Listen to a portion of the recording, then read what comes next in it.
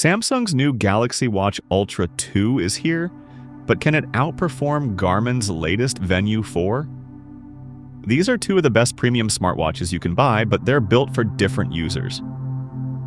In this comparison, we'll look at what they have in common, where they differ, and whether the new Galaxy Watch Ultra 2 is worth buying, or if the Garmin Venu 4 is the better choice. So let's get started.